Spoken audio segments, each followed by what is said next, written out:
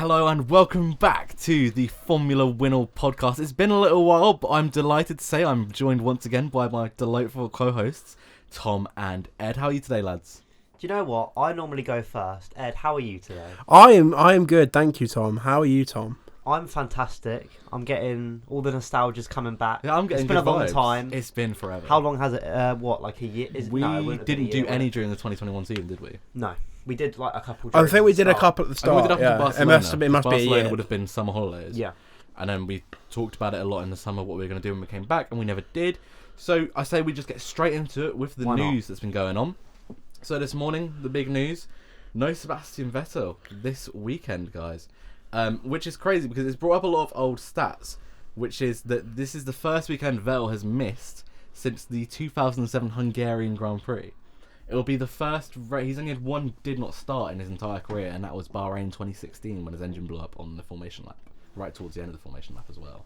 But what do you guys think about Hülkenberg coming back? Do you think he'll hit the ground running in brand new regs? I mean, I think he'll do well because he's one of the most recent drivers to leave F1. And I think he'll be quite a good pairing for Stroll. They're both drivers that tend to stay out of trouble, have quite sort of relatively clean races. What I'm sort of more amazed at is that we're going to have Magnussen and Hülkenberg doing round one, which if you would have told me that at the start of the season, I would have not have believed. I would have been delighted because they're two drivers who I feel like didn't get a fair chance in F1. No. And Hülkenberg's obviously proven last year when he came back for Silverstone, he'd had no testing time in that car. He had raced similar cars, but the ground effect thing might be a bit different. So I think he'll struggle a bit and be off the pace FPs. But I think once we get to qualifying, he'll get the urgency of the situation. He'll be on it. I mean, he did well in, Silverstone 2020 when he had that one race. And he did Eiffel as well. Yeah, so Eiffel he struggled a bit more, but Silverstone he seemed pretty strong. Yeah, and I'd say Bahrain is probably more similar to Silverstone than it is to the Nürburgring. So I think he'll perform quite strongly. It'll be interesting to see. Yeah, and then the other big news we really had in F1 this week was we had Daniel Ricciardo test positive for COVID-19. He's back now and ready to do this race weekend. But McLaren were offered Oscar Piastri and have struck a deal with Alpine. That could be very exciting in the future, should either driver miss a race weekend. They've also signed Colton Herta to their programme for testing previous year's cars. So what do you guys think about this whole IndyCar drivers coming over? Because there's a lot of, there's Pato O'Ward, who is a McLaren driver, seems to be getting not the same, because he's not going to get as much running time as Colton now, I wouldn't have thought. Which is a bit of an odd one. Yeah, it's interesting. What kind of amazes me most is it shows how much IndyCar has come on more in the European scene. And a lot of drivers, young drivers, that are doing well in that series are getting a lot more respect now, it seems. I think McLaren probably have by far the strongest backup of drivers at the moment that they have available. I mean, Ed, I know you were pretty excited about the prospect of seeing Piastri. Do you think he'll get a race this season, possibly? I think it's likely with COVID still hanging around. There's still likely going to be at least a few positive cases. So I reckon he'll probably get a chance somewhere. Maybe even Alpine. We'll see. But yeah, I thought on the Herta thing as well. I think he's probably one of the best drivers in IndyCar, and it's good to see him finally get a chance. He had a couple of rumours before he signed that big Andretti deal last year. Which was like a 6-year deal, which is crazy. But it might have an F1 clause in it. We don't know. And as Andretti are rumoured to come into F1 in 2023, I think. There's rumours about that. It's not this year, obviously, but it's like next year or the year after, something like that. But there's big rumours, and apparently there's a deal's been struck, but it's all rumours, so we'll wait and see. But he could be a driver for them. That would be big, and I think it's good to see IndyCar get a bit more respect. Yeah, absolutely. I've been really impressed with both of those drivers. I think it's good that Ricciardo definitely needs to be at this first race to get confidence in the new car, and especially to obviously stack up against his teammate Lando that he did struggle with last season. He sort of started to get used to it sort of more towards the second half of the season, but he doesn't want to replicate the first half of the season that he did this time with the struggle.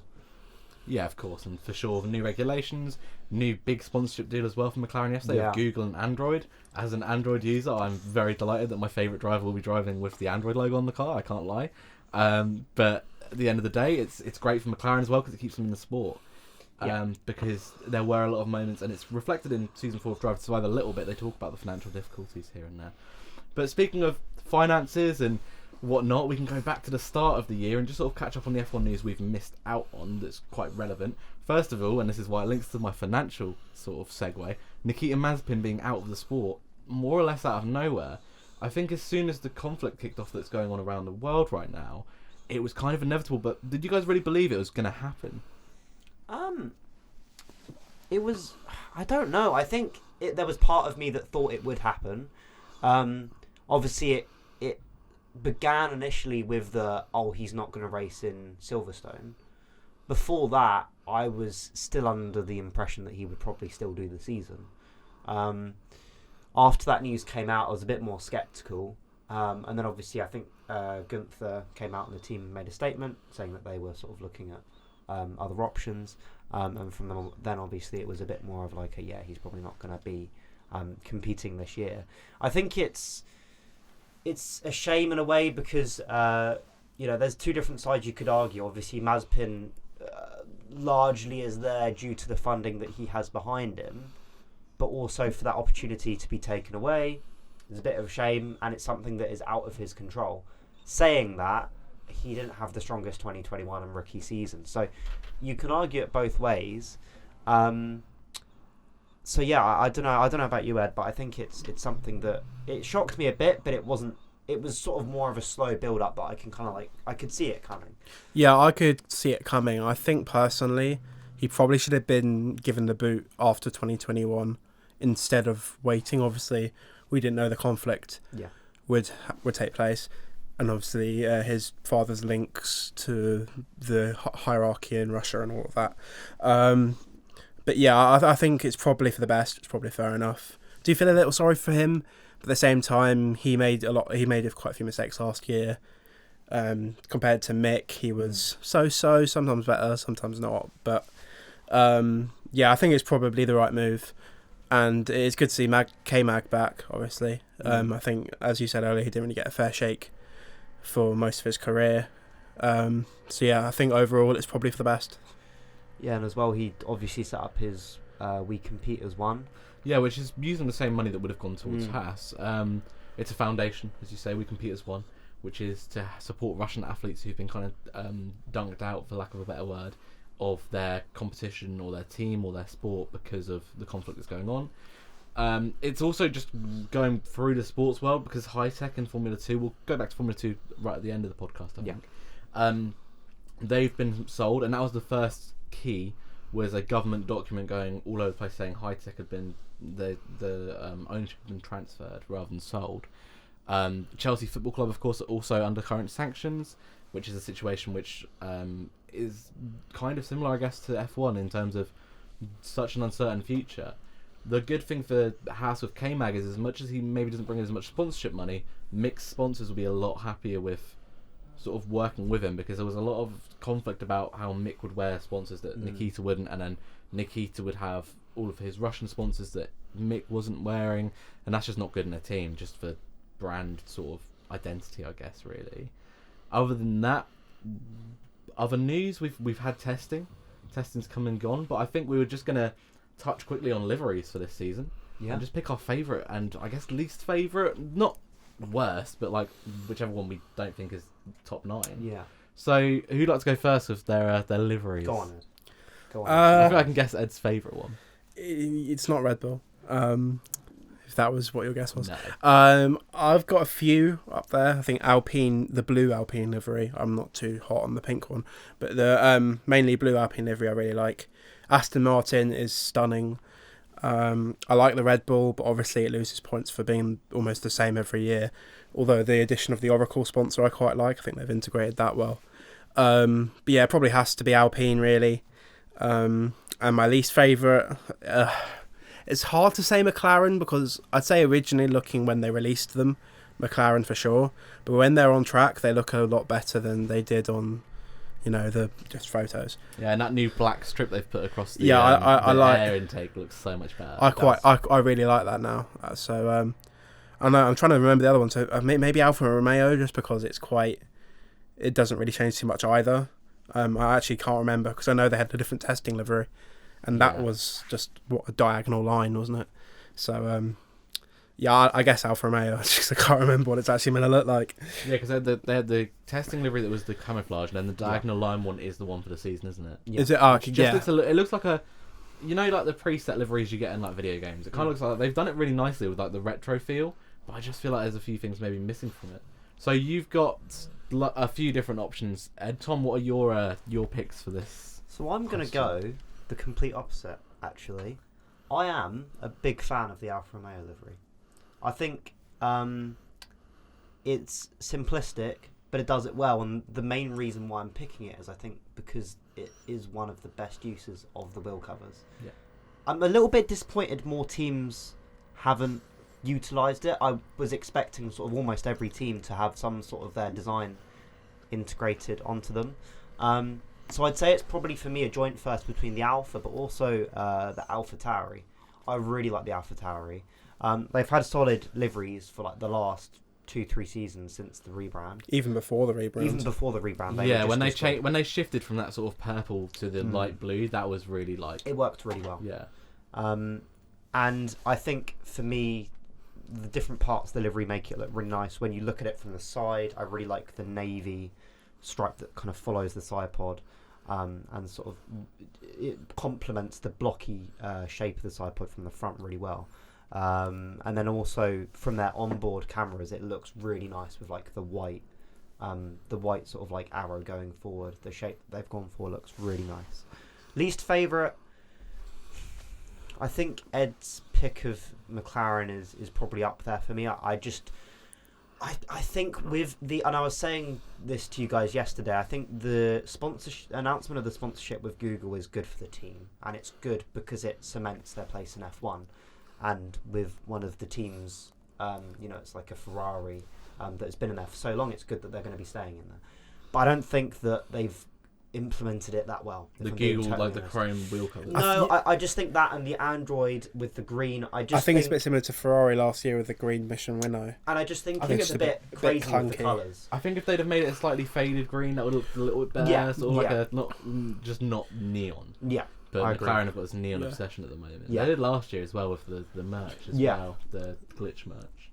But I think they've pulled it off all right. The chrome wheel covers are cool, but it will depend on how they look on track more than anything.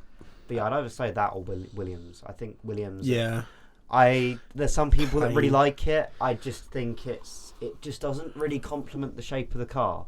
And I think from the front, a lot of people talk about from the side, but from the front you've almost just got like these two arrows. Yeah. And it just doesn't really match the rest of the livery. I think they're just there.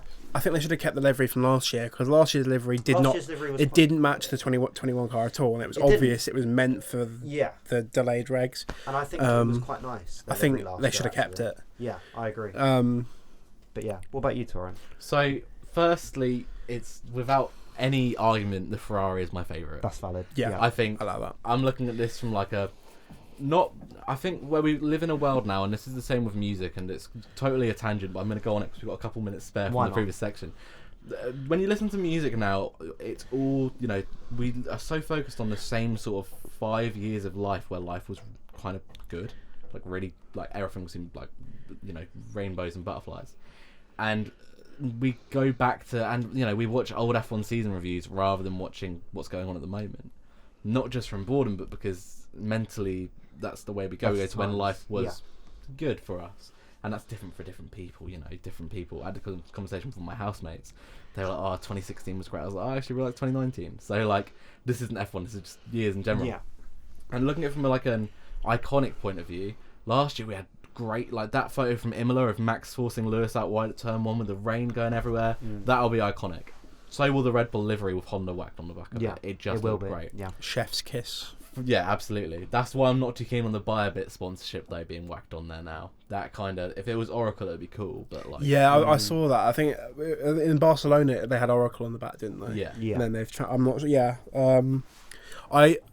Yeah, I don't know how I feel about that. But to be fair, I completely forgot. So for me, Ferrari's my favourite, except for the race suits that look ridiculous. Yeah, they look like a bit like they're working at McDonald's or something. A little bit, yeah. So from that point of view, I'd have to then throw Mercedes in there, because Mercedes have done the opposite. They've got really cool race suits. Mercedes is really nice. The livery's iconic, but they do change it. Yeah. They change it ever so slightly. But then again, on Mercedes, from the rear, the whole rear wing is red for Ineos, which just isn't. I don't know. I think personally, the Mercedes, I just don't like the red. Yeah. I liked it a bit last year when it was just like the top of the airbox. Yeah. And then they had that silver streak on the back for no reason. But I don't know. I think there's a bit too much red this year, and also the sponsors on the engine cover are the same colour as the Mercedes stars, so they all blend into this kind of like splodge. I don't know. They might have fixed that by now, but the last time I saw it up close, it was like that, and I don't know. I think it's just a bit clunky. Yeah, absolutely. I think if I had to pick one, I'd probably pick the Ferrari, because I just ignore the race suits. I just think it's an iconic livery. I think Ferrari are going to win at least one of the championships this year, and I think it's going to look great on track. I'm a sucker for red and black Ferraris as well, though. As well. I mean, yeah. Least favourite, I think Williams just kind of take it for me. I just don't think it's a great livery. I just think their shape, even just the shape of the car, isn't the most attractive. They were bigging up, saying like, "Oh, we're going back to our roots. We've got this," and then they did like the whole Latifi saying the car was fresh, and it was like, okay, this might actually look really good. And they've sort of just whacked the pinky red on there without really, not without thought. Like I can see what they're trying to do. It's just not for me. Yeah. And I think they should have gone back to, if they were going to go down the navy route, they should have gone back to like the RBS sponsored cars. I agree. That's what I was hoping. Oh yeah, those were. Or even sort of underrated. The early 2010s where there was still that navy. Yeah, the pastel car. Yeah, they took over the mantle from BMW. Realistically, 1990s to late 2000s and late noughties was the best livery period ever. Yeah. Especially for Williams. I think this year almost gives it a bit of competition, but then again, the grid in like the 2010 or 2011 grid, when we had like Hispania, Virgin, and whoever the other one was, HRT all entered the grid. Oh, no, Caterham.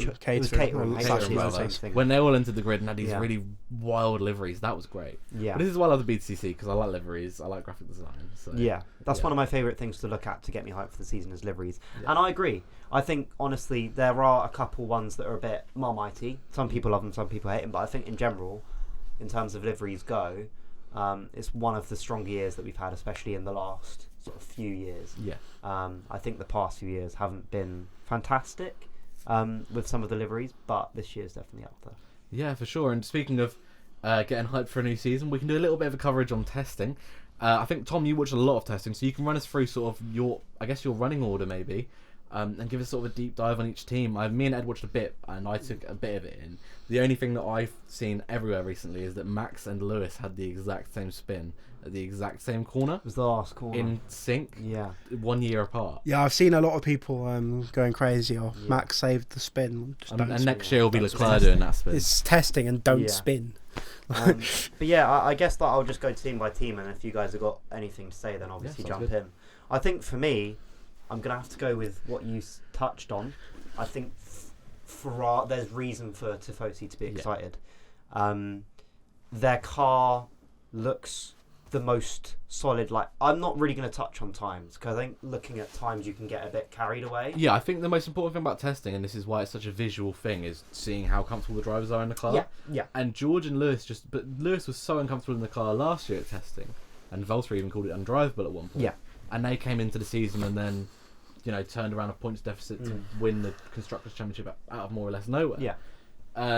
So, in terms of porpoising as well, the Ferrari just looks so solid. It's one of the only teams that I don't think has had problems porpoising. And both drivers seem happy. The car looks reasonably stable on track. They've gone for quite, I think Binotto called it a brave design in their reveal. It's a brave car, it's an ambitious car. And the design that they went for on the side pods, it's probably one of the more chunkier cars on the grid, if you can call it that. You can see the comparisons between Mercedes and Ferrari. Mercedes basically have nothing. Yeah. And Ferrari's got like a fridge on each side. And so I'd have to put them up there. Ferrari definitely looks solidly the best, and then it's kind of a bit of a unknown. I think the next ones in the group below that for me is probably Merc, Red Bull, and McLaren. Yeah. I think either any one of those top four, even Ferrari might be like. It might be a big blend, and that would be really cool to see. I've had the most random daydream while we've been sat here that I'm now just going to randomly predict that Sainz is going to be at Red Bull in 2023. Because I think go back to his. I feel like Leclerc and Sainz are going to go to absolute loggerhead this season because they're on equal contracts this season. Wow. Their contracts change. I don't think that's that far fetched. I don't think it's far fetched at all because Sainz has been doing brilliantly. He's one of the sleeper drivers of the kind of the last sort of not 10 years because he hasn't been in sport for 10 years. He absolutely is. I think last season he started to get the record towards the end, especially he got the finishing above Leclerc and Norris in the championship. Well, when Ricciardo decided to leave Red Bull, I was always saying it should just be Sainz. It should be Sainz. And I was a Gasly fan. I've been a Gasly fan since GP2 days. But I was putting that bias aside and saying it's got to be Sainz because he's just proven himself time and time again. And he's just solid. And Perez could retire after this season. Who knows? I could see that happening. Possibly. But yeah, I think they'll go to. I wouldn't be surprised if we see a 2007 type situation where Alonso left McLaren. Yeah. Because of the way the team was going. Leclerc's never leaving Ferrari. Let's not be around the bush. I don't ever see Leclerc driving for a different team. But yeah, I think you're right. We could see a top four. Yeah. I think for me it's more of a top three. I think it's the usual suspects of Ferrari, Red Bull, Mercedes. I think Mercedes are a bit further back. I think Mercedes, and this may be when we get into predictions, but I think they're going to be fourth fastest car for this, behind at least McLaren. for the start of the season.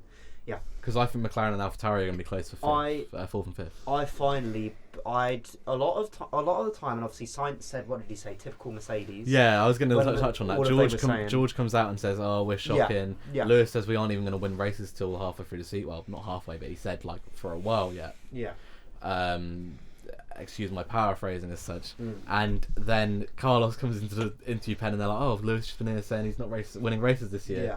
And Sainz goes, "Typical Mercedes. They're going to show up at the first race and blow us all away." Yeah, and I think, but part of it I do slightly believe it because they've gone for their side pod-less car, as it's been dubbed.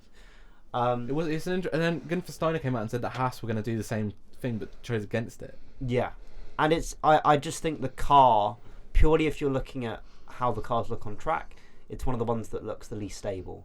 And so I'd maybe put Red Bull second. They had an update on the final day of Bahrain testing with their side pods. And the car doesn't look too bad. Obviously, we've touched on Verstappen had a spin, but it doesn't seem to be struggling too bad. I think they had one breakdown. They might have had one breakdown. And then after that, I'd maybe put McLaren.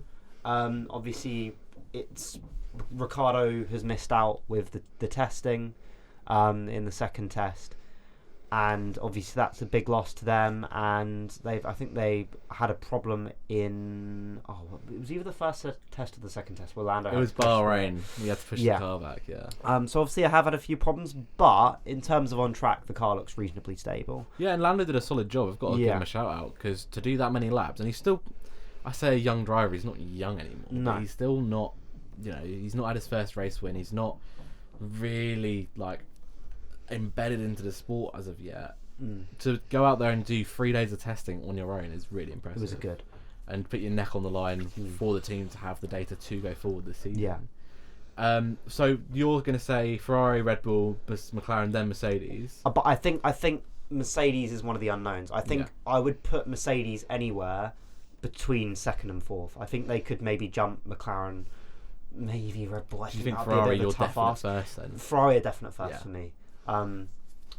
And then after that, this is maybe one that not everyone has put, because after that kind of pecking order of the top four, I don't think anyone really knows. I think it's totally unknown apart from the bottom three, and my bottom three are Alpine, Aston Martin, and Alfa Romeo.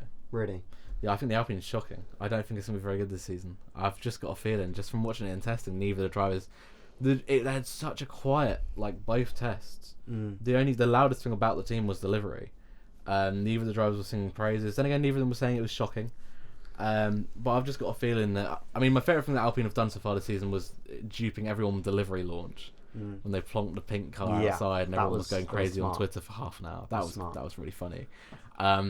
But yeah, those are my bottom three because I think Haas and Williams are just going to escape that bottom bracket this year. I think for me, actually, I'm putting Alpine as 5th. Really? The car looks solid on track. Is this because you're still digging your heels in about you when you said Ricciardo should have stayed at Alpine and everyone? No, because I think disagreed? McLaren could. They have a chance this season to win either of the championships if they have good development. I mean, you were right I last. don't think Alpine can. There were aspects of 20. Yeah, it was the first year of Alpine last year when we had that ongoing conversation about Ricciardo. There were definitely races, Hungary. We were saying why didn't he stay, but Ricciardo had a damaged car. Yeah, was P3 and then got hit by. If it wouldn't have Stroll. happened, it could have been a different story. Oh, but yeah. I think, that's what I would do. I'd put Alpine there. After that, it's a really big question. I think AlphaTauri have had problems with porpoising. I think they'll be in the top 6 still. I think they will maybe be in the top 6. I think Gasly will be able to do the business. Tsunoda maybe will have a bit of a progression from this year to the next. I'm starting to believe a little bit in Haas. Yeah. Now they've got To be K-Mag. completely honest. I'm sure of it. And I think more German sponsors will now come from Mick's side now that the Russian stuff is gone, that maybe they weren't that happy Well, with. it's a big name to have in F1. Yeah. K-Mag brings Jack and Jones, which is his own personal sponsor, as well as other sponsors. Mick brings his surname. He's a very, very talented driver. I'm not taking that away from him at all. Yeah. Because if you compare him to the other rookies of his year, I would say he probably did better than Tsunoda in general. Yeah. I mean, if they're obviously in very different It's cars. hard to compare. It's hard to compare. This year is going to be a very sink or swim year for Mick, though, because he hasn't had, I'm trying to think, any really, any team that's really pushing him in GP3 or GP2. He always seems to end up with rookie teammates in the years where he won championships. So it'll be interesting to see if Magnussen completely flushes him out. Yeah, we've got a known quantity in Magnussen. Not in these cars, because no one's a known quantity in these cars. But against other teammates, we know roughly where he pecks with other. We know, because him and Grosjean were so level all the time. Yeah. When he was teammates with Button, he wasn't far off. So, yeah, I think that this is going to be a big year for Mick and for Haas. But I definitely agree with you that I think Haas, I believe in the hype. Yeah. So I'd go Alpine, AlphaTauri, if they can get their porpoising fixed and get a bit of a balance going. Then I'd put Haas. After that, maybe Williams. I just think Albon will be able to have a few good races this year. And I think there'll be a lot less pressure on him than when he was in that Red Bull system. After that, I'd maybe put... It's really then a big question of who do I put at the bottom, because you've got Alfa Romeo and Aston Martin then, I think. I think Aston Martin aren't going to be bottom, but I that's just because I don't believe in Alfa Romeo more than anything. I think I'll have to put Alfa Romeo bottom, maybe. Although they've got a lot of sponsors, but I don't really believe in the car. And they've got a really solid driver in They've got Bottas. Who's going to lose his qualifying streak. But he's not, unless he gets to Q3 in Bahrain somehow, which this is going to come back to haunt me. He's not, because I think the grid's going to be so competitive this year in those first 2 qualifying sessions that we're just going to see so many surprise knockouts. Yeah, and I think then I'd maybe I'd put Aston Martin second to last. I'd agree with you. Alfa Romeo is in my bottom 3. Yeah. What I will say is I think I'm gonna repeat what Jolyon Palmer said when he did his testing takeaways. And he said, I can't remember what the first thing he said, but he said a lot of this is going to be very wrong. Yeah, he said, see you in Bahrain. Everyone can make as many predictions as you want, but I think with new regs, no one really knows until you turn up to the first race, and not even the practice sessions. Until you have the first qualifying and the first race, no one really knows. Yeah, and that's the beauty of it, really. And that's why I think it'll be... what I'm hoping for more than anything else, though, is that we have a grid that... Even if our predictions are correct or wrong, the field is very bunched up, and these regular. Because if we've waited. Someone said the other day this is the biggest shift from year to year in about 40 years, and that's probably true. Yeah. But we've also been waiting for these regulation changes since the last ones. Yeah. Because the last ones were big, but they didn't change the pecking order, and they didn't change the cars that much. This is new from the ground up. Yeah. Something has to change this year. And this is, above all else, from a financial side of things and from a Liberty Media side of things, this is what they've promised all along, was these regulation changes. And they're the first regulation changes that have been brought in to promote better racing. And I think it is. I think the racing from, obviously we've seen a few battles on track in testing. Gasly and Hamilton. Alonso and Stroll as well. Alonso and Stroll. There's been a couple of others. Verstappen and one of the Ferraris, I think. Sainz and Verstappen. And it looks like from what the drivers have been saying, it looks like, and there was a couple of bits. Obviously, the Barcelona test wasn't broadcast, but I saw a couple of sort of live tweet updates that there were. I think it was Norris that was practicing following. It was either Leclerc or Sainz, I think it might have been. I think it was Leclerc, because I remember him coming in and... No, I think it was actually Russell. Yeah. Because I remember him coming in and joking about it. But I was going to say, with the damage that's... Well, not the damage, but the... I guess it really is the damage, actually. I was probably right the first time. The damage that has been done to Formula One's reputation from last year's finale, which we won't touch on... It needs a good year to rebuild. This has to work out, because otherwise I think Liberty will sell it. Yeah. I think it becomes... I don't think it becomes a viable product after that, because... Yeah. I don't... Actually, maybe not this year. I think they'll give it one more year. But there were already a lot of rumours floating around last year. They were planning to sell to Saudi investors last year. Yeah. But I guess if we're sort of rounding off in the testing news before today side of things, unless anyone's got anything else to add? No, I think we've pretty much covered everything. I guess let's get into predictions. Predictions. So we'll just do... So we'll do pole, win. Yeah. The best manufacturer of the weekend. Yeah. And some sort of crazy prediction, because that's our sort of staple. Or we could go for most surprise. I think definitely do crazy prediction. Okay. Most surprising Let's driver. do pole, win, biggest surprise, driver rather than team. Yeah. And then we'll do crazy prediction. Okay. Yeah, so that's good. That's right, who wants to go first? Shotgun. Go on, Ed. No. Oh, I No. just said shotgun. No. Okay, so not Ed. All right. Shotgun, no. I can go first. You go first. So I think that Sainz is going to get pole. I think Verstappen's going to win. And I think my biggest surprise of the weekend is going to be Hülkenberg, because it's a surprise that he's back. And well, no, it's kind of a cop-out answer, but I just think he's going to. I think he's going to beat Stroll, which he shouldn't. He very well could do. I think he very will. well could do. And then I think that my crazy prediction is I think that we'll see one of the Red Bulls out in Q2. Wow. I think we'll actually scrap that. I think my crazy prediction is going to be that we'll see one of the Red Bulls or Mercedes out in Q2. And I think it would be Perez or Russell, most likely. But it would be a mental prediction. That would be. But I think that middle section of the grid is so competitive that someone's going to try and sneak on mediums and get dunked out. But yeah, I guess, Tom, you're going next, unless Ed's changed his... I was going to add something to that. Didn't they change the Q2 rules as well? So they have changed the Q2 rules, so no one's going to sneak through on mediums. Yeah, of course. So okay, Which I actually you know don't what? mind. I'm scrapping that again. Saved you there. Yeah. Thank you. My crazy prediction is that K-Mag will finish in the top 7. Okay. In the race. I can see that. That's valid. I can see that happening. Do you go next? I guess I'll go next. I guess I kind of have to follow with the Ferrari theme because I put them first in my pre-season predictions. So I'll probably have I don't know. I'm going to go Leclerc pole, and I'm going to go for a Sainz win. What were we doing after that? You were doing your biggest surprise of the weekend in terms of a driver surprising you with points, and then your crazy prediction. Okay. So biggest surprise, is it driver or team? We're doing driver. Driver. I said K-Mag. Did I say K-Mag? No, I said Hülkenberg for my biggest surprise. I'm going to go. There's quite a few that I think are honestly like good picks. To be fair, I'm gonna go for Bottas. I think Bottas, without the pressure of Merc, in a car that is kind of like he's not necessarily expected to have crazy performances. Yeah, as long as he needs his racecraft back, because he was so tenacious before he went to Mercedes. Yeah. And at Mercedes, it was just like, defend. Yeah.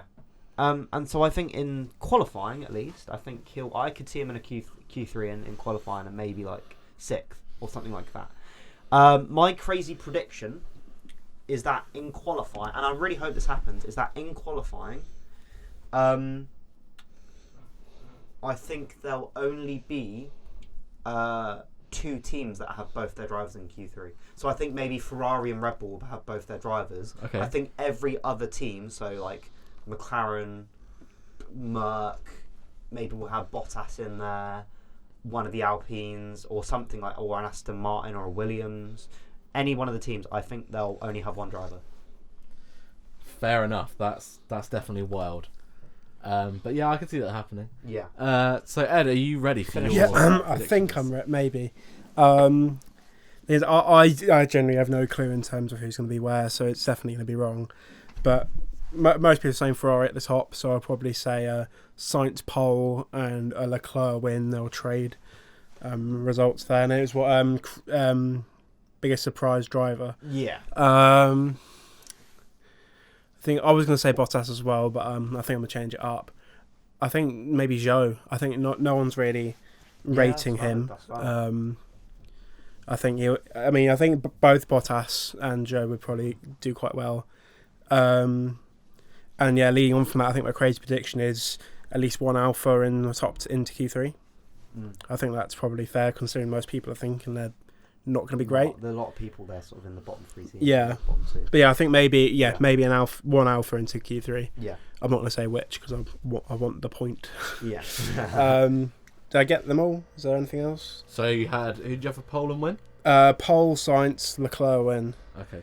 Yeah. So And Zhou biggest surprise, and then Alpha, one car into Q3. Yeah, no, you got them all. Nice. So I guess I had 2 more very random things as very actually in random the Formula 1 to end off. One of them will be it'll be kind of cool that Hulkenberg's not going to be racing with a bright yellow helmet this time because he's the official reserve driver for the team, so he'll actually fit in with the team and whatnot. And I've already forgotten what the other one was, so we can move on. And if it comes back to me at a later time, I will just randomly blurt it out in the middle of IndyCar. Okay. We can do MotoGP next if you want, Tom. Me and Ed have not really watched it this year. No. So I'll just do like a quick go for quick it. 5 minute. Have a little overview. You've got as long as you want, really.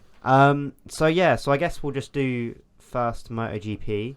As always with MotoGP, it's quite hard to predict, and I think there was a lot of people that came into the season. Pecco Bagnaia had such a strong end to 2021, and people thought that Ducati was going to be very strong and he was going to be the man to beat. And it really didn't end up that way. Bastianini won the race last time out, and there were a few shouts of Bastianini being in there for the title, but the fact he was on a Gresini bike and he was on the 2021 Ducati rather than the new one, everyone was a bit sceptical. And then we had the surprises of Espargaro that led some of the race, I think most of the race, and obviously then we had Marquez. He was really, really strong at the start of the race. And the finishing positions, obviously we had Binder that came really from nowhere, and he just had so much pace. Obviously, he is one of those drivers that does move forward, or riders I should say, that moves forward on a Sunday, but we weren't really expecting that. And then it was a bit of a crazy weekend. I'm just going to get up the results now because my mind has gone completely blank from who finished what. Yeah, so it was Espargaro. Both the Espargaro brothers that were fighting for a podium position, which we haven't really seen. We've seen them fight on track, but not for a podium position. So it was Pole in the Honda. He's probably my surprise of that race. He had a really solid showing. He finished third. Binder, crazy second, and then Bastianini win. So I don't think anyone going into the weekend would have predicted that top 3. And I guess really the other story was the 2 sort of first and second in the championship from last season. Quartararo was 9th, and his bike just wasn't switching on. That Yamaha, his teammate finished 11th. Their bike, they need to work a lot on that bike. And Bagnaia crashed. So going for a move on, I think it was Martin. I think they were still relatively, they weren't that low down the order when he went for the move, but to have the top 2 in the championship finish 9th in DNF in the first race just shows how crazy the series was. Suzuki's, they looked okay. They were behind Espargaro in the Aprilia, Marquez in the Honda, so they were 6th and 7th, Mir and Rins. Zarco looked okay in 8th. And then Nakagami solid as usual in 10th. I guess we'll make sense to do a little bit of Moto 2 now, which I'll cover over Moto 2 and Moto 3 very quickly. Vietti looked really strong, like a really, really dominant performance from him. Seemed to just gap the field, and he just had the pace, like no one could really catch him. Canet as well, those two were kind of a little bit on their own, I guess. And then it was Sam Lowes. I was personally very happy to see. And yeah, he had a solid, very, very solid race. There was sort of a battle between himself and a couple of other drivers. I'll just go back on the race results. It's annoying that it doesn't show the gaps, because that would be nice to see. Yeah, Augusto Fernandez, he's obviously made that move to the KTM IO team, was Sam Lowe's teammate last season. Reasonably solid for him, although maybe would have liked a little bit more from the IO driver. Tony Arbolino 5th, Agura 6th. And I believe, where was Acosta? Because I'm pretty sure Acosta crashed, but no, he was 12th. Okay, I think he may have crashed, because I think he was sort of recovering. Oh no, that's right. He crashed in qualifying and then was recovering through the race. So it was a reasonable job in his first Moto2 race to finish 12th. And then Moto3, I actually missed this race, but I watched sort of the qualifying and most of their other sessions. So it'll be a very, very quick Moto3, because I didn't really watch it. My browser has decided to play up. Let's get it up. Moto3 standings. So it was, let's have a look. That's MotoGP. We don't want that. I was personally hoping for a strong season for McPhee. And he had a reasonably solid race. But it was Mino that won. Then it was Garcia, who's sort of one of my picks. For him and Guevara, I think will be solid shouts for the season. I think Foggia's the favourite, but he finished in 7th. McPhee 5th. Onchu, actually one of the surprises of the weekend, in 4th. Hopefully he can have a bit more of a consistent season. And then it was Toba in 3rd. Pretty solid from him. I think he's another one that could be a title favourite. I think all of those top 3 are solid shouts for title favourites. Foggia 7th, bit disappointed. Guevara 8th. So yeah, and that's kind of the MotoGP roundup. They're going to be racing in Indonesia, a new track. I believe it is this weekend. I will just double check that, because I think in their provisional calendar they had it as next weekend. But I will double check. No, so it is this weekend. So it's going to be a packed weekend for motorsport, which I guess leads us quite nicely. And the other two can stop looking at their phones now, as they have done for the last 5 minutes. Yeah. Lead us on to IndyCar, which is a very long 5 minutes for you two. Which is Ed's specialty, I believe, isn't it? IndyCar. Bit of Ed's specialty. Bit of both yours. I kind of watch it as a spectator, and sometimes show on McLaren. Yeah, love a little bit of IndyCar. I do. I, however, have no idea what the race is. Texas, isn't it? Texas. I believe so. Yeah. Speedway, it's the oval. Yeah. First oval of the year. I haven't really done much research, but yeah, Texas is usually a pretty decent race. Yeah. Depending if they've got rid of that annoying sticky stuff the NASCAR uses, that always only makes it usually about one lane around Texas. So hopefully that's been fixed. Probably not, but there's IndyCar always find a way to make an exciting race. Yeah, I don't really have anything else to say.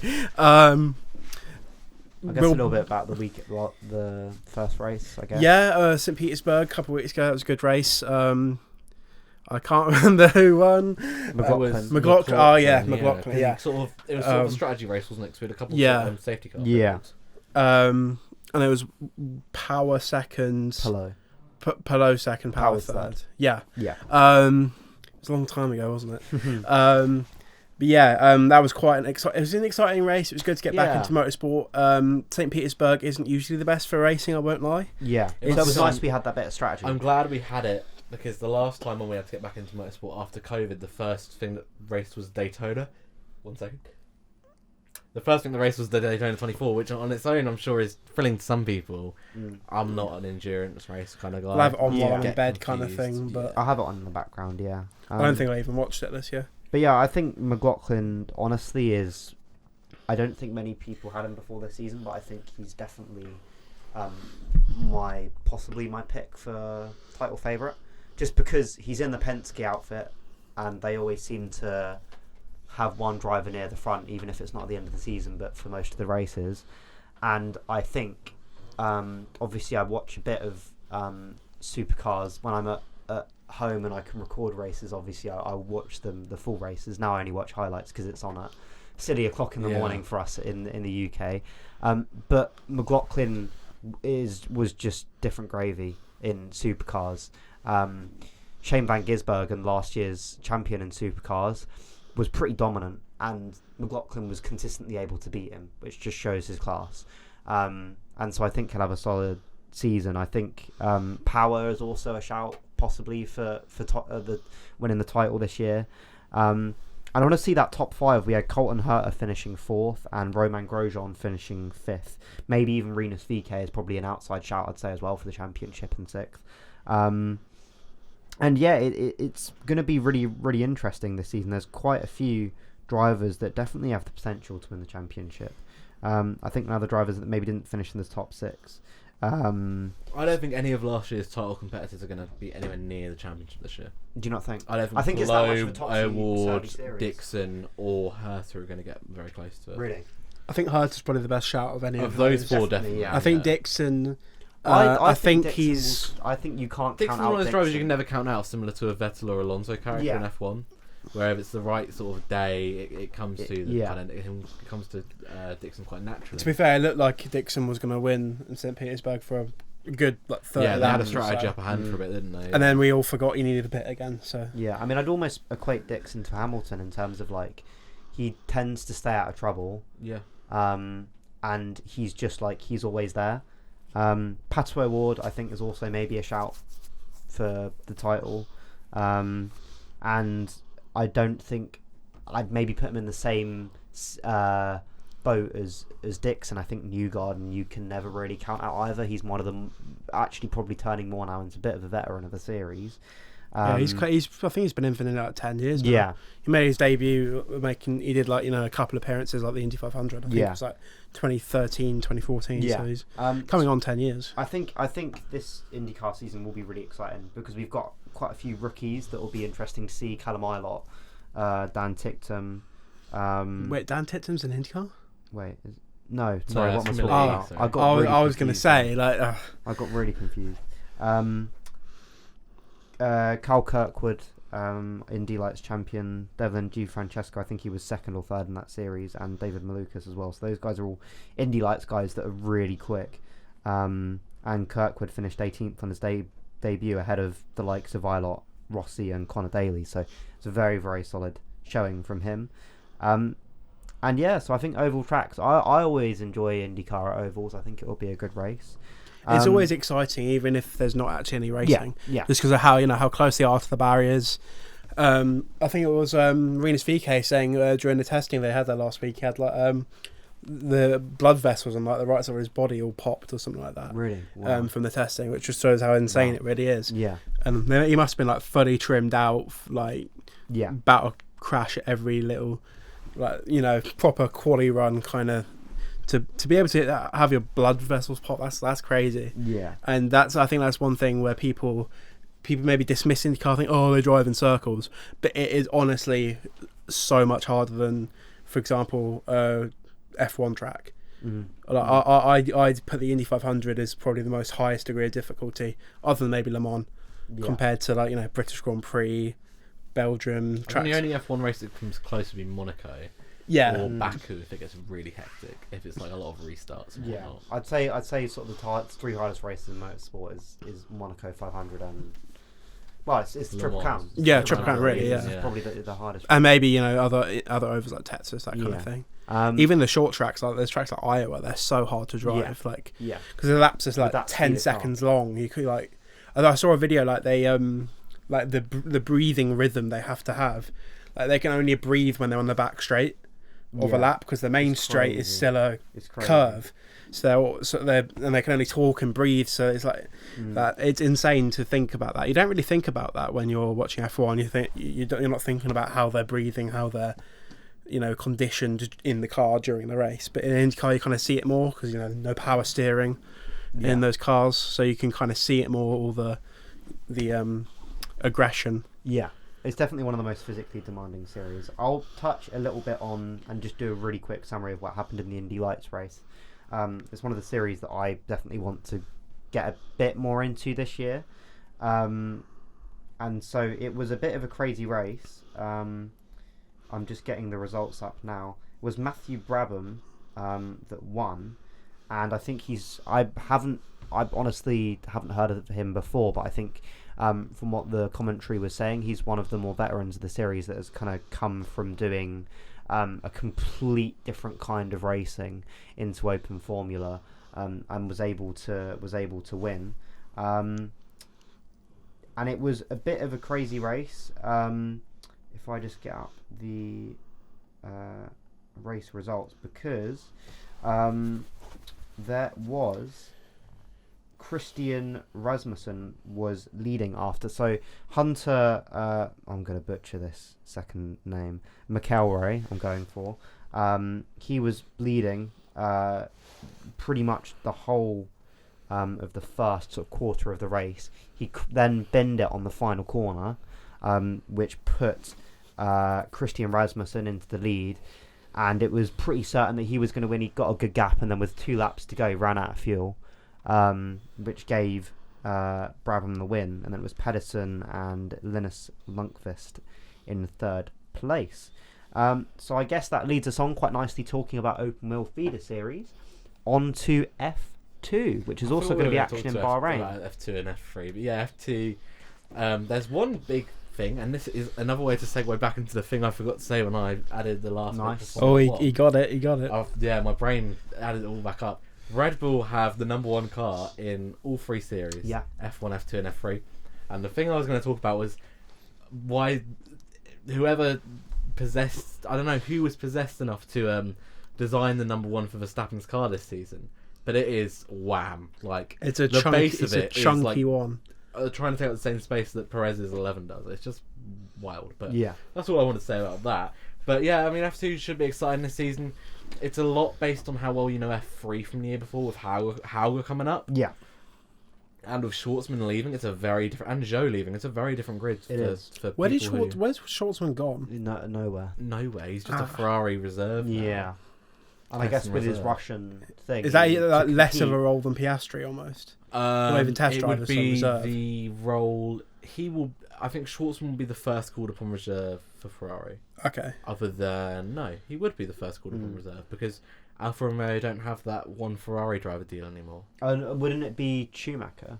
And then I guess Schwartzman Yeah, they would probably go promote Haas. Schumacher then. That Schwartzman really in. depends. On Schwartzman's links to Haas, which I don't know about anymore Yeah. because I think. Oh yeah, you do. Yeah, they don't have the Ferrari links, so Yeah. maybe not. Howdy. Yeah. And I don't have the Russia links either, but I don't even know if No. Schwartzman couldn't compete at the moment. So it's yeah. Yeah. Schwartzman's essentially in the same role as Mick and Giovinazzi, but I think he'll have more of a role Yeah. because Mick is going to end up at Ferrari soon anyway. Yeah. And Giovinazzi has other stuff going on in his world in terms of Formula E. Yeah. But in terms of F2 and F3, yeah, this year for F2 really depends on how well you know F3 because while there's a few drivers who are familiar faces, there's also a lot who aren't. The testing threw up a few surprises, but I don't know if those will be accurate.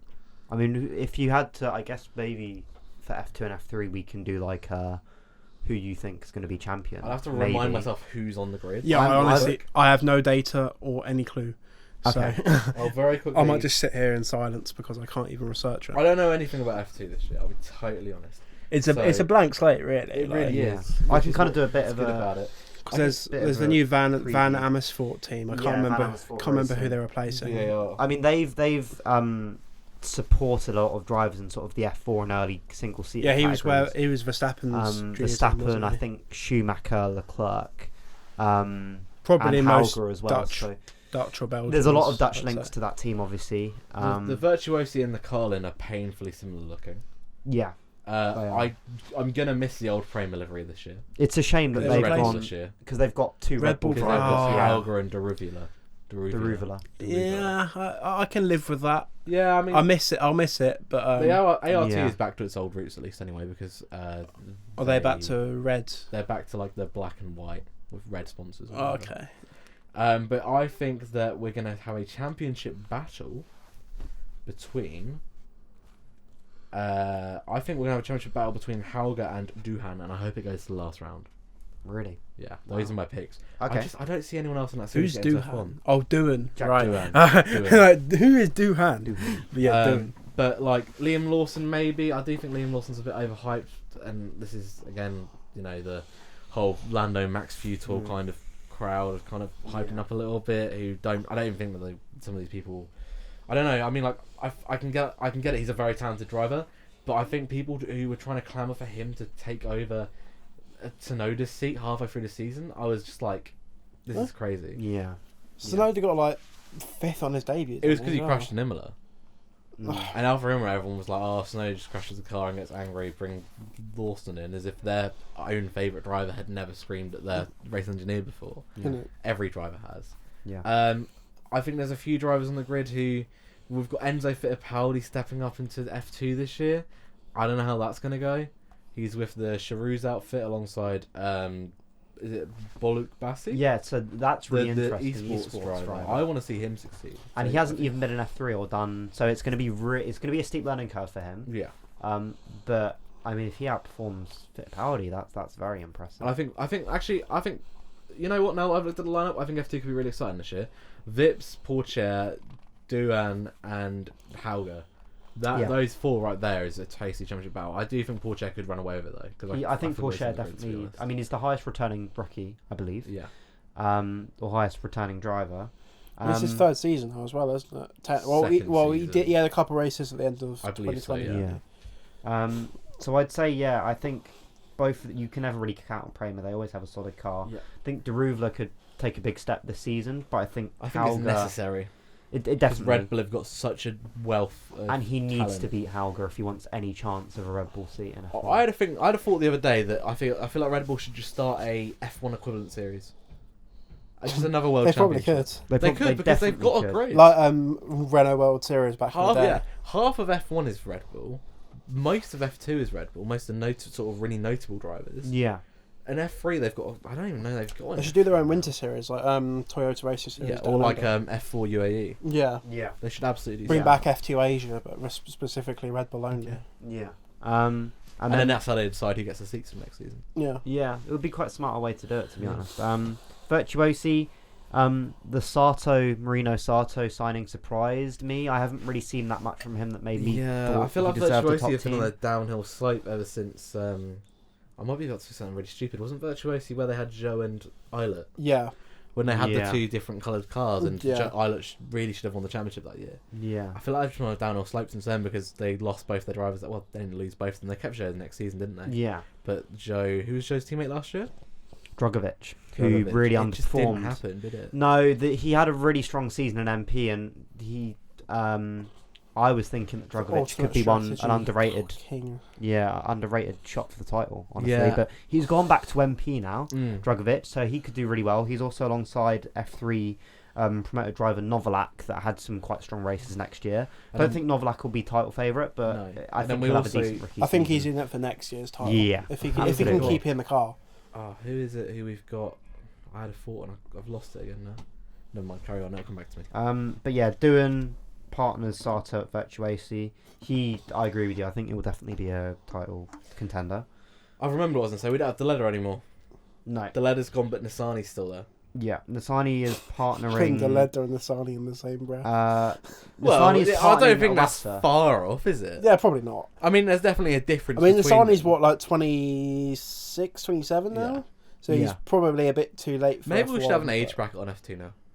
I think that might be a good idea. Because we've got when you win the championship, you can't come back. Yeah. And it's meant to be a junior series. I'm starting to feel like we should have an age bracket. What, like 'Cause they had 24, Giotto 25? I think 25. Because Giotto had been in F2 for like 6-7 years by the time he left in 2020. I forgot that Giotto was there for so long. And you're absolutely right, Ed. That's a really good example of it.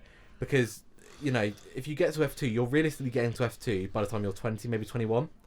That's 4 years to win the title. You should really, in the second or third year, take it if you're worthy of F1. And I think maybe if you wanted to be really tough, you could say you only deserve 3 seasons in F2. I'd say 4 is the minimum. Because first but season yeah, is like... first is the learning curve and then 2 shots at the championship. That's pretty fair. Yeah. I also think, I guess the other angle is F2 is sometimes as far as it goes for most drivers anyway. They could claim that is their pinnacle, so they want to stay there. Yeah, drivers like Giotto, exclusive. I don't think they were ever really looked at for F1, and I think they knew that. So Yeah. that's if F2 is the highest they can go other than F1. Or they make it really brutal and say, like, your F2 driver has to race like a certain amount of races in your F1 season. That'd be a crazy thing. Like, each Or you're driver has to miss contractually one. obliged to sign him the next year. That would be good. Actually, if you've got a driver running out of contract or something, yeah. But I just think then you're talking about F1's turnover being a little bit too fierce. Yeah. Because then we'd start... I've And seen this a is why couple we of need more tweets as teams. well.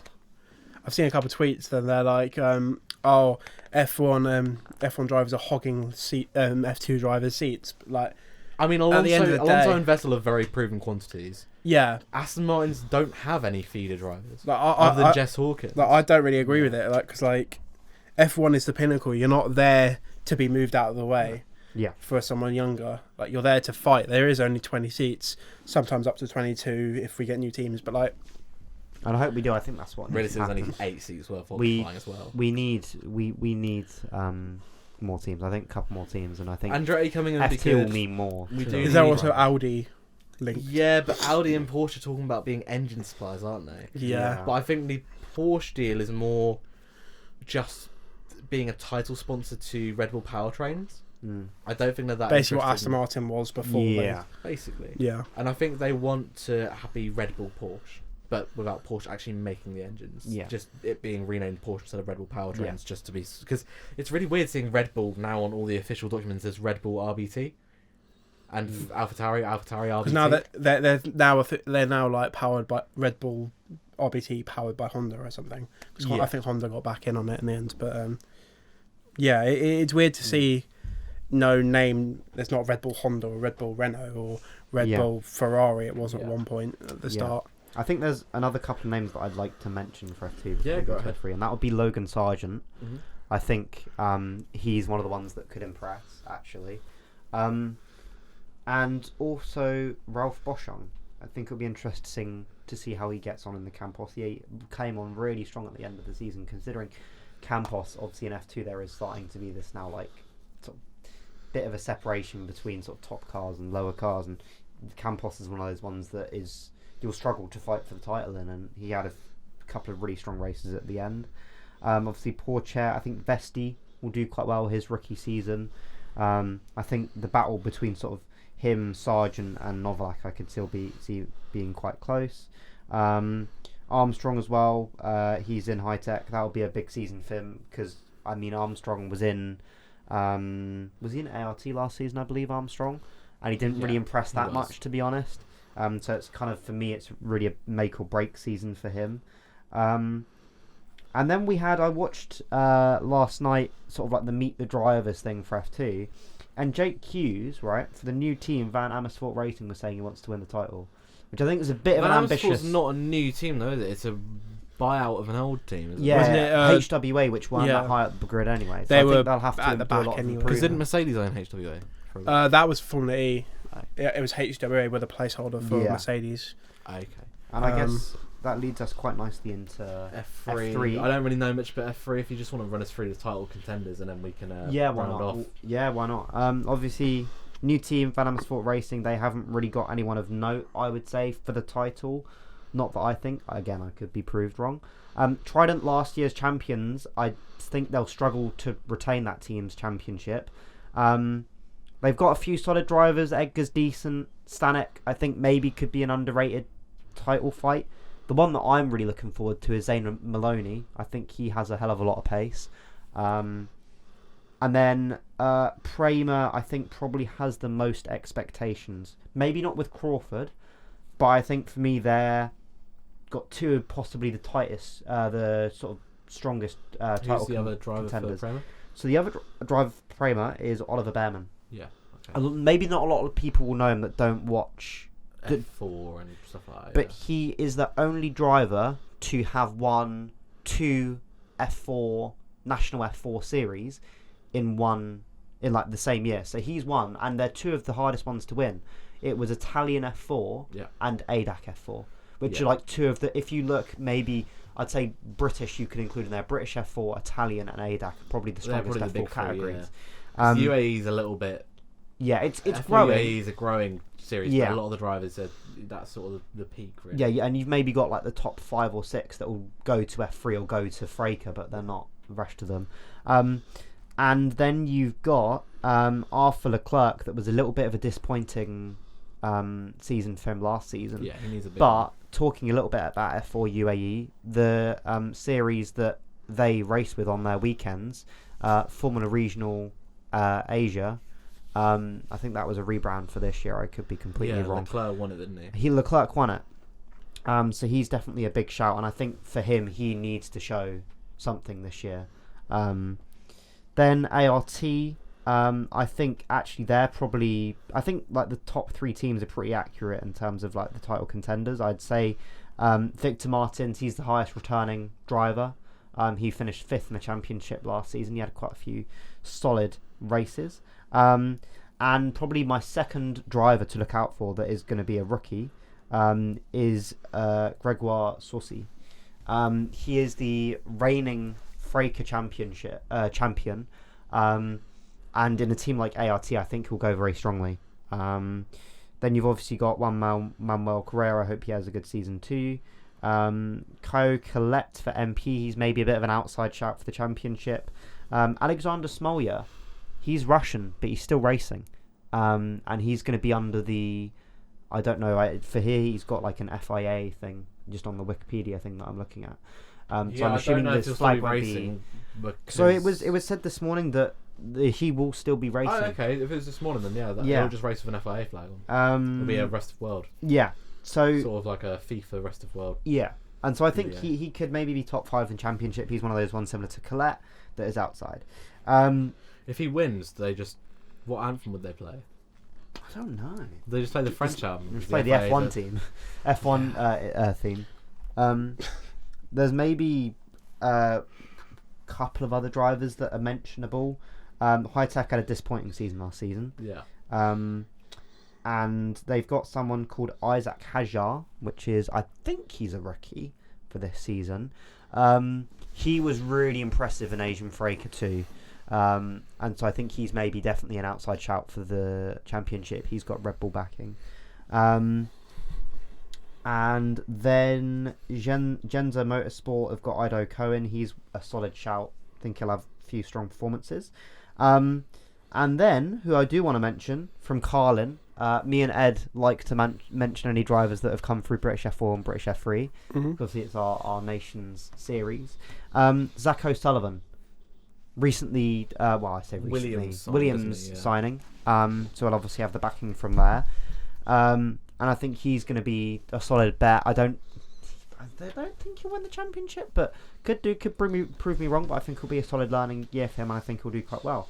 So I'd say for me, the top 3 predictions for championship would probably be, I'd say maybe Leclerc, Behrman, and Saucy. But I wouldn't put them in any I'd put Maloney in there. Maloney, I think maybe would be 4th. Yeah, I think he'll definitely win a couple of races. I saw him in that British F4 a couple of seasons ago. Yeah. He won that title pretty dominantly. But yeah, so that's... Is that us rounded off with? That's pretty much everything. We've covered everything. It's a big weekend for motorsport. I've got one last point then before we leave, and this is an Autosport thread which I've just found on Twitter, which is really interesting to me at least. And this is the last thing I'll say, and then we can round off. So this season has a lot of parallels with 1998 because there's new eras and whatnot. The most recent 1-2 finish came from McLaren Mercedes, as it did with it was the 1997 season finale where Villeneuve won the championship. The Schumacher and Magnussen names are back on the grid for the first time. Sharing the grid together for the first time since 97, I'm assuming, or 98 rather. A Canadian driver starts their 3rd season at Williams. That was Villeneuve and Latifi. There's 2 French drivers on the grid, each with 1 F1 victory. And Who would have that been? that was Olivier Panis, I Panis. believe, if I'm not mistaken. Well, who would have been the second driver? Panis and Lacey. Lacey, right. Okay. And then M. Schumacher had no points to their name in the previous F1 season.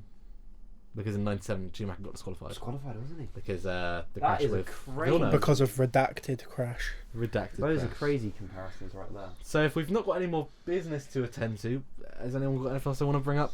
On this No, I guess episode? just looking forward to a new Looking forward season. to a new season. Next week, we'll have a roundup of that. Then it'll be Saudi as well, I Saudi guess. Arabia. Plenty to get through, and we'll just sort of pace through it. Yeah. But thank you for listening, and we'll see you in the next one.